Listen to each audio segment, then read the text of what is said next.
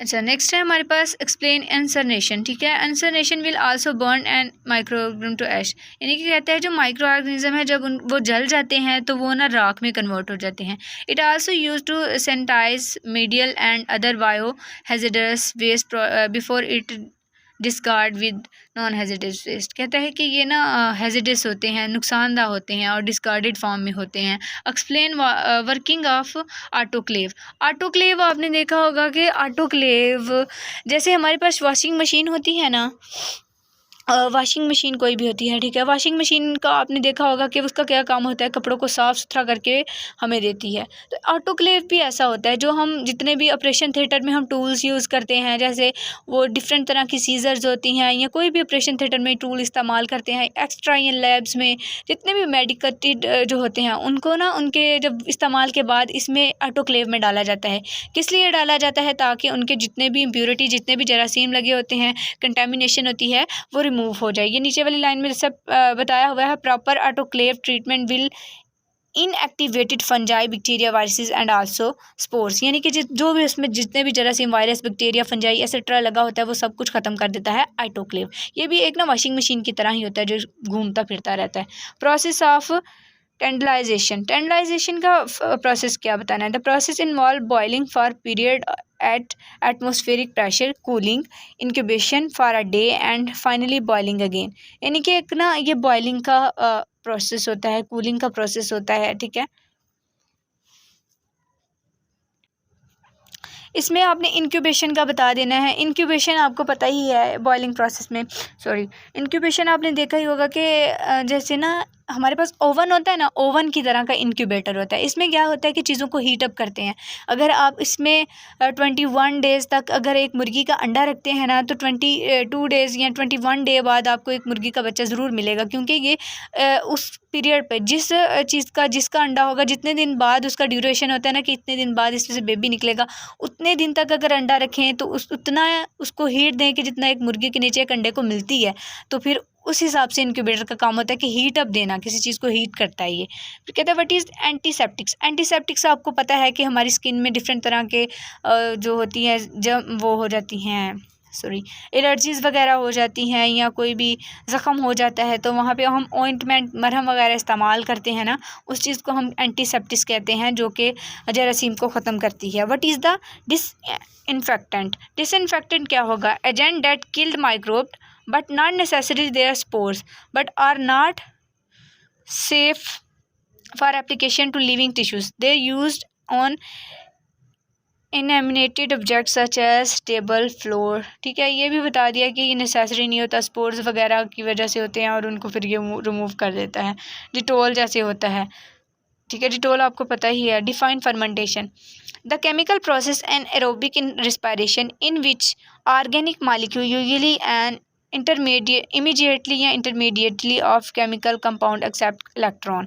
इसमें वही मैंने बताया कि चीज़ों को जो हम लॉन्ग टर्म सेव करने के लिए कोई प्रोसेस करते हैं उसको हम फर्मेंटेशन कहते हैं।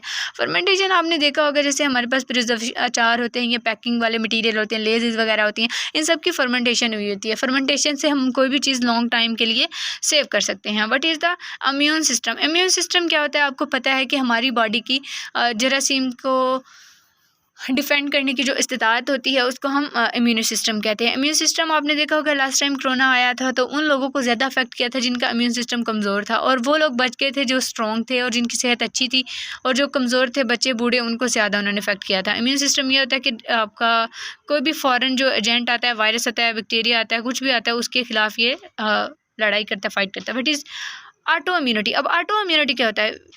When our defence system work against body on activity, it produce germs and mistakenly attack the body on tissues or organs.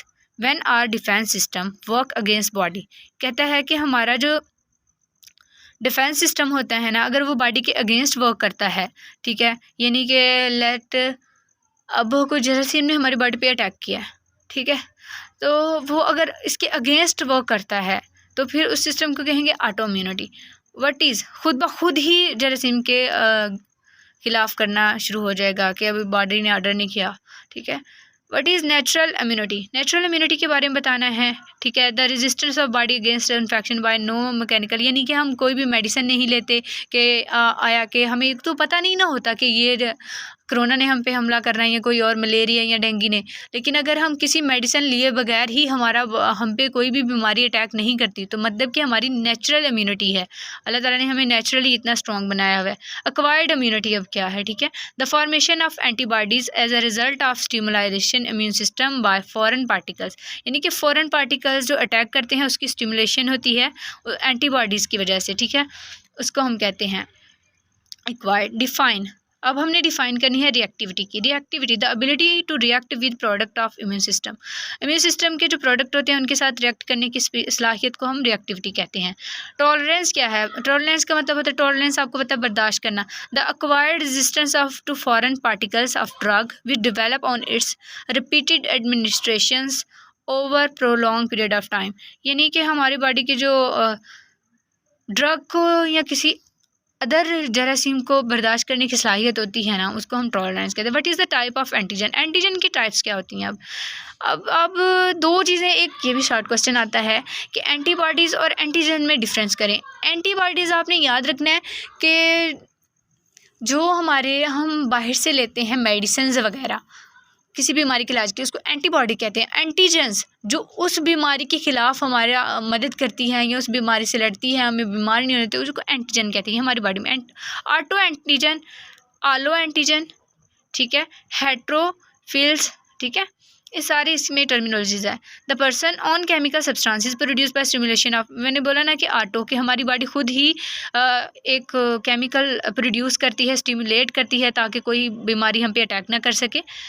Alo antigen क्या होता है? These are antigen existing in certain but not all members of species, कहता है कि किसी किसी में होती हैं, ए बी ब्लड ग्रुप में और आर एच एंटीजन ऑफ हमारा टिपिकल आलो एंटीजन, ठीक है। Heterophiles, these are the antigen found in the unrelated species, यानी कहता है कि किसी और स्पीशीज़ में भी होती है। फॉर इंस्टेंस एरिथ्रोसाइट्स, यानी कि जो हमारे पास रेड ब्लड सेल्स में भी होती है। ये अब पढ़ लीजिएगा इसको।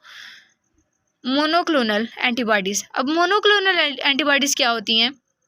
These are the antibodies which are produce from hybridoma cells. In these antibodies variations region of each immunoglobulin molecules are same, यानी कि इन इम्यूनोग्लोबुलिन की इसमें बात हो जाएगी, ठीक है।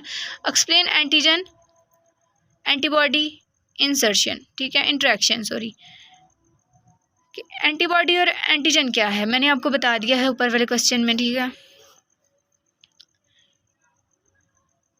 Inactivation of antigen increase susceptibility of antigen to other body. Susceptibility होती है कि प्रोबेबिलिटीज़ कितने चांस हैं या वो कितनी देर तक अपनी बॉडी को ही ना दफ़ा करता रहेगा, डिफेंस करता रहेगा। What is the hyper sensitivity? ये बहुत ज़्यादा क्वेश्चन आता है। Hyper sensitivity is the state of increase sensitivity to an antigen arising from the previous exposure to the antigen, ठीक है। डिफाइन वैक्सीन, वैक्सीन आपको पता है क्यों लेते हैं? जैसे कोरोना आया था तो वैक्सीन लेते थे ना एडवांस में कि इस बंदे को बीमारी कोरोना ना हो जाए तो इसको वैक्सीन लगा ले, इंजेक्शन लगा ले। वैक्सीन जो है ना वो किसी भी डिजीज़ रेट को कम करता है। अगर हमने लगाई हो तो हमारी बॉडी के जो दफ़ा करने की सलाहियत होती है बीमारी को वो ज़्यादा हो जाती है, हमारा इम्यून सिस्टम ठीक रहता है। उसके बाद कहता है जर्नेशन वैक्सीन। जर्नेशन वैक्सीन क्या होती है? These are the vaccine that contain microbial fraction produce by the genetic engineering, यानी कि जेनेटिक इंजीनियरिंग की वजह से जो हम वैक्सीन करते हैं ना, यानी कि जेनेटिक में कभी किसी चीज़ का चेंज कर देते हैं, जेनेटिक इंजीनियरिंग करते हैं ताकि अच्छी यील्ड आए, अच्छी क्रॉप आए, अच्छी हमारे पास प्रोडक्शन किसी भी चीज़ की आए, तो उसको हम क्या बोलेंगे जर्नेशन वैक्सीन।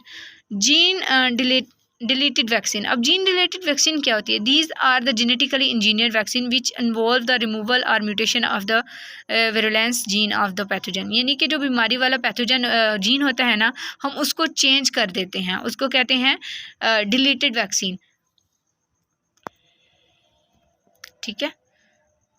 एंटीवायरल सीरा, एंटीवायरल सीरा क्या होता है? Antiviral antibodies are believe to act differently because viruses are intracellular parasite and antibodies can not penetrate cell therefore inactive. कहते हैं कि इसमें एंटीवायरल क्या होती है कि इसमें ना जो पैरासाइट होते हैं वो हमारी सेल्स में पेनिट्रेट नहीं करते, धंसते नहीं हैं,